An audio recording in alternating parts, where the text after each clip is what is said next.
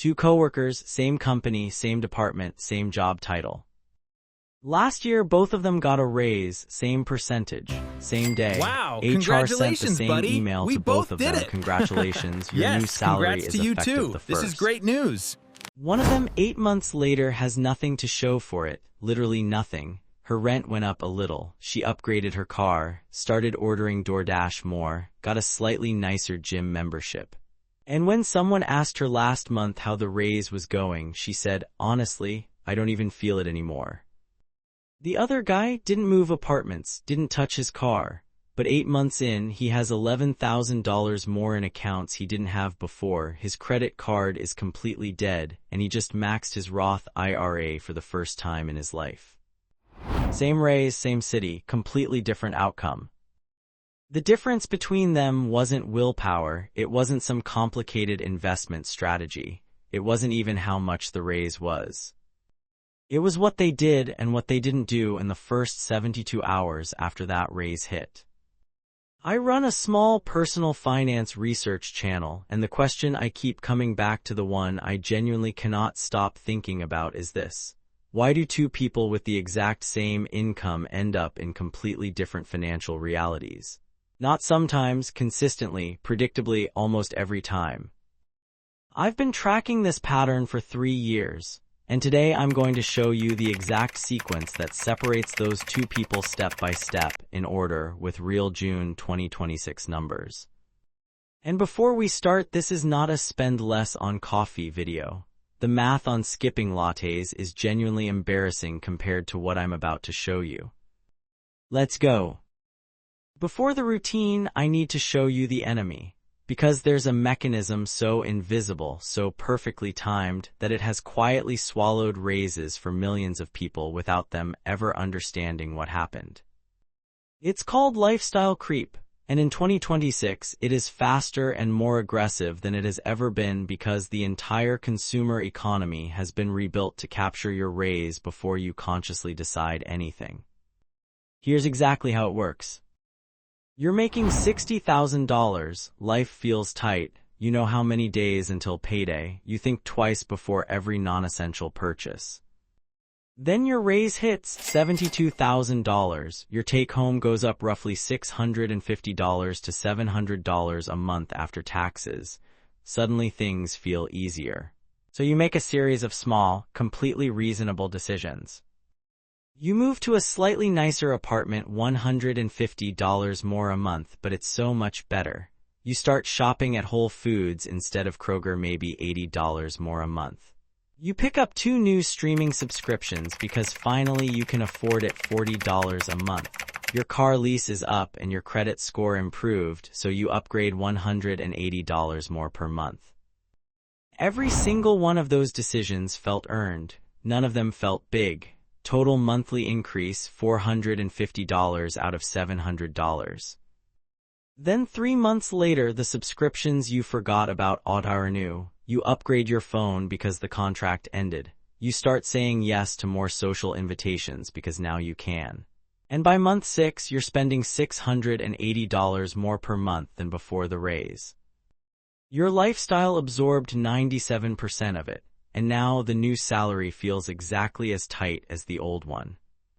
Here is the part that should permanently destroy the idea that this is a willpower problem. The Federal Reserve's 2025 survey of consumer finances, published just a few months ago, found that Americans across every income bracket consistently underestimate their monthly spending by 20 to 30%. Not low-income Americans, every income bracket. The higher the income, the larger the underestimation gap in dollar terms.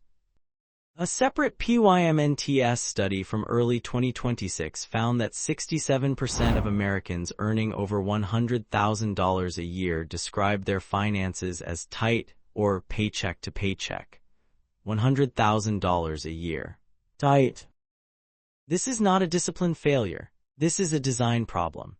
The economy around you, the apartment algorithm, the car dealer's financing offer, the credit limit increase that arrives 3 weeks after your raise, the buy now pay later button on the checkout page for the thing you'd have skipped before, all of it recalibrates to your new number almost in real time. You have maybe a 72-hour window before the machine catches up to your income. That window is exactly what this video is about. Let me show you what lifestyle creep actually costs, not in monthly terms, but in what it permanently removes from your future. Say you get a $10,000 raise at age 30. After federal taxes, state taxes, and FICA, your real take-home increase is roughly $583 a month. Call it $7,000 a year. Scenario 1, lifestyle creep absorbs it completely. By month 6, all $583 is gone into a nicer apartment, better food, and upgraded car payment. At 65, that money is worth exactly what it bought you, a memory of a slightly more comfortable 2026. Scenario 2, you intercept just half. $290 a month goes into a Roth IRA invested in a total market index fund at a 7% average real return for 35 years. That $290 a month becomes $530,000 of completely tax-free money at retirement. Half your raise automated, no stock picks, no timing the market, no crypto. $530,000. That is the actual cost of lifestyle creep, not $583 a month, not even $7,000 a year. The number is $530,000 because money invested early doesn't just grow, it compounds on itself over and over for decades. Here's the rule of 72, the simplest way to understand this. Divide 72 by your expected return rate. At 7%, that's roughly 10 years. Your money doubles every 10 years. $290 invested at 30 becomes $580 at 40, $1,160 at 50, $2,320 at 60. The same $290 invested at 45 only gets 2 doublings before retirement. It's worth $1,160, exactly half. Same money, same market, the only variable is when it arrived. Every raise you let creep into lifestyle is not a monthly expense. It's a permanent reduction in your future, compounding for decades. Now let me show you the exact sequence to make sure that stops happening. Step 1, find your real number, not your gross, your real. Most people skip this step and then spend 6 months confused about why the raise doesn't feel like anything. Here's the problem, your salary going from $60,000 to $72,000 is a $12,000 gross increase, but that is not the number that matters. What matters is your actual take-home delta, and depending on your state, that number is somewhere between $620 and $750 a month, not $1,000. Why does this gap exist? Federal income tax, state income tax if your state has one. FICA, Social Security, and Medicare, which takes 7.65% off the top of every dollar before you see anything. Here's what I want you to do right now, not later. Now, go to paychecksity.com, enter your old salary, enter your new salary, your state, your filing status, compare the take-home numbers. The difference is your real raise. Write that number down. Everything else in this routine is calibrated to it. This step takes 4 minutes. And it will permanently change how you think about salary numbers, because gross income is a marketing number, take home is the truth. Step 2, intercept it before it lands. This is the move that separates the two coworkers from the beginning of this video. Here is the most important thing I can tell you about money psychology. Money that lands in your checking account is already spent, not metaphorically. Behaviorally, your brain categorizes money in checking as available to use, and available to use means used, usually within 2 weeks. The fix is not willpower, the fix is interception. Almost every payroll system in America, ADP, Workday, Paychex, Gusto, lets you split your direct deposit across multiple accounts at the source, not transfer after it arrives, split before you ever see it. What you're going to do, within 48 hours of your first new paycheck, log into your payroll portal and update your direct deposit. The raise portion, that's $650 to $700 a month, gets rooted somewhere your spending brain cannot casually reach. A separate high-yield savings account, a brokerage, your Roth IRA contribution, anywhere that isn't your checking account. The money doesn't exist to you. You cannot spend what you cannot see. The behavioral research on this is overwhelming. The University of Chicago's research on automatic enrollment in retirement plans found that when saving requires an active decision, a manual transfer, a form to fill out, a thing to remember, participation drops by more than half compared to systems where it happens automatically. Not because people don't want to save, because the decision itself is the obstacle. Remove the decision and people save. Keep the decision and most people don't. Automation doesn't forget, it doesn't have a bad week, it doesn't see the sale. Build the pipe first, adjust the amounts later. The pipe is the whole game. Step 3, the 50/50 rule. Once you intercept the raise, here's how to divide it. I call this the 50/50 rule for raises, and it's the only permanent antidote to lifestyle creep I've found that people actually stick to. Half of your real take-home raise goes to your financial future automatically, before you see it. Half goes into your spending account as a genuine, guilt-free lifestyle upgrade. If your real raise is $700 a month, $350 goes to your future, $350 goes to your life.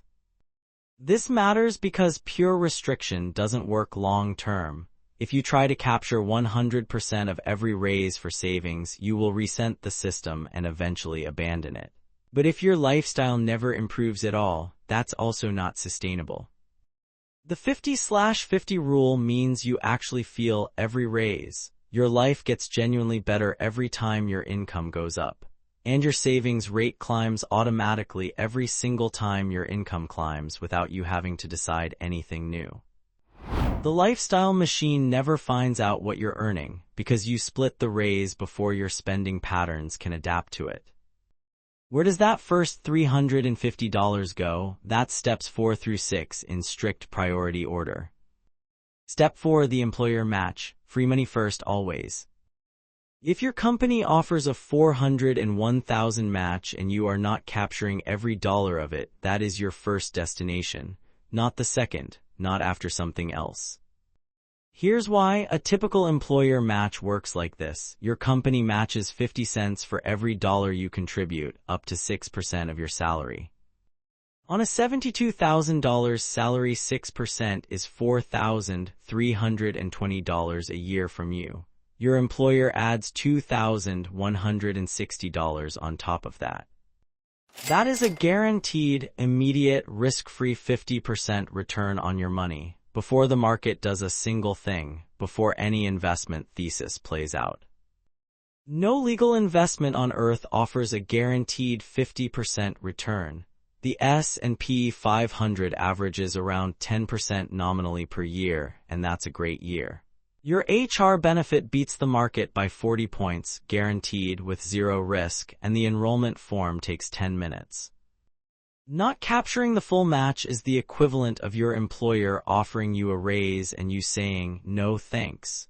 Nobody says that out loud. Millions of people say it through an action every year. For 2026, the $401,000 contribution limit is $24,500. You do not need to max it at this step. The only assignment right now: contribute exactly the percentage that unlocks every dollar of match your employer offers. Nothing more yet. Free money first, everything else second. Step 5, kill high-interest debt. After the match is locked in, every remaining dollar in the future half of your raise points at one target, any debt charging more than 7 or 8% interest. In 2026, the average APR on new credit card offers is 23.79%, the highest sustained level in modern history. If you have a credit card balance, you are paying 23 cents in interest for every dollar you owe, every single year. Let me show you what that actually means for a real balance.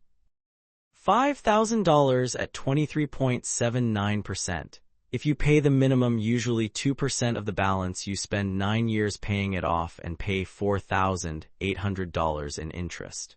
You pay for that $5,000 nearly twice across a decade. Take that same balance and throw an extra $200 a month at it, which is what your raises captured half enables. It's gone in 18 months. Total interest paid, under $700. Same debt, the raise intercepted and redirected saved you $4,100 and 7.5 years. One more thing that almost nobody does, but everyone should. When the debt dies, and it will die faster than you think, you do not let that payment amount re-enter your lifestyle.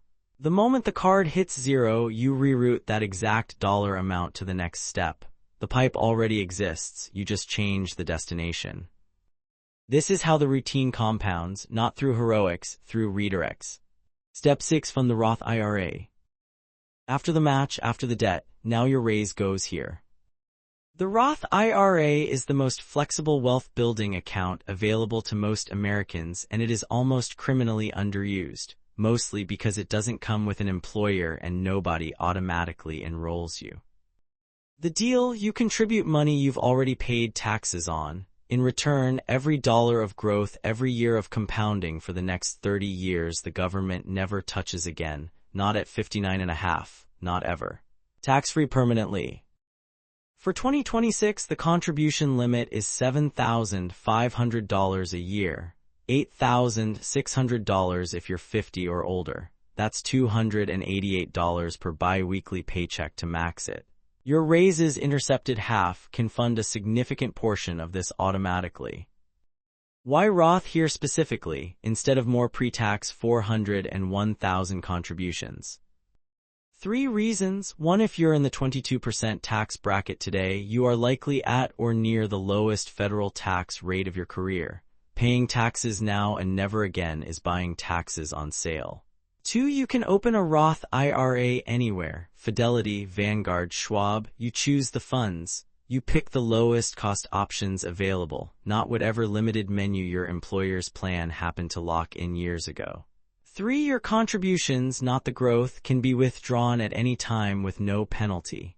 It is not a vault you're locked out of until retirement age. That flexibility removes the fear that stops a lot of people from starting.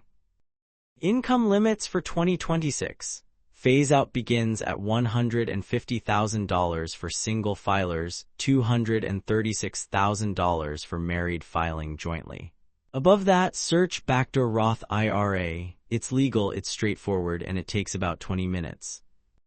What goes inside the Roth? A total market index fund or an S&P 500 index fund. Lowest expense ratio you can find. Same fund, every paycheck, forever, regardless of what the market is doing, regardless of what the headlines say. The people sitting on 7-figure Roth balances today are not the ones who timed the market correctly. They're the ones who set up automatic contributions in 2010 and didn't touch it. My raise barely kept up with inflation. There's nothing to split. If your raise was 3% and inflation came in at 3.8%, which it did in April 2026, mostly driven by energy prices, you didn't get a raise. You got a smaller pay cut than last year. I'm not going to pretend otherwise. But here's what I'd tell you: run the interception anyway, not because the amount is meaningful yet, because the architecture is. A 1% automatic redirect builds the pipe, and once the pipe exists, raising it takes 30 seconds. The hardest part of this routine is not the amount, it's building the infrastructure. Do it now at 1% so that when a real raise comes, you're not starting from scratch. I need the entire raise, my actual expenses went up. I want to take this one seriously because sometimes it's true. Rent is up, groceries are up, childcare is up. Some people's expenses genuinely increased more than their raise. But I'd push back on one thing: be precise about the word need. Needs are rent, utilities, food, transportation, insurance. Everything else is a want, and wants are not bad, but they should be conscious choices, not automatic absorptions. Run the 50/50 split. Let the lifestyle half cover genuine cost increases. If it doesn't fully cover them, adjust the ratio 70/30 instead of 50/50, but keep the split. The architecture matters more than the ratio. Isn't the market overvalued right now? Should I wait for a better entry point? Genuinely, maybe. Valuations on the S&P 500 are running above their historical average. Some sectors look stretched. Smart people disagree on what that means for the next 12 months. Here's what I'd offer. Nobody who waited for the right entry point in 2022 caught the recovery. Nobody who waited in 2018 caught 2019. The people with the best outcomes are consistently the ones who invested the same amount every single paycheck through every market condition for decades. Dollar cost averaging doesn't need to know if today is a top. It buys every price across 30 years and lets the average do the work. The routine doesn't watch CNBC. That's kind of its whole point. Here's the entire routine in one breath. Raise hits within 48 hours. Calculate the real take-home delta using a paycheck calculator. Update your direct deposit split to intercept the raise portion before it touches checking. Apply the 50/50 rule: half to your future, half to your life. The future half goes employer match first, then high-interest debt, then Roth IRA, then back toward the $24,500 $401,000 cap. Automate all of it, never manually manage it again. Set up once, runs every paycheck, takes one afternoon. Remember the two coworkers from the beginning. 3 years ago, they were the same person, same bank balance, same paycheck-to-paycheck stress, same raise that vanished before they understood what happened. One of them spent one Saturday afternoon updating a direct deposit form and opening a Roth IRA. Then she did nothing heroic ever again. No side hustle, no investing research, no discipline montage. Her system ran automatically every other Friday while she slept. $11,000 later, her coworker is still wondering where the raise went. That is not a story about discipline. It is not a story about income. It's a story about whether you built something that works while you're not paying attention. Your next raise is coming, or it's already here. The lifestyle machine, the apartment upgrade algorithm, the car dealer's new offer, the credit limit increase, the subscription renewal is already recalibrating to your number. The only question is whether something of yours gets there first. Build the pipe this week. If this gave you one thing worth acting on, subscribe, because I put out 2 videos a week on exactly this kind of thing. No fluff, no get rich quick, just the mechanics of how money actually works for people on normal salaries. See you next week.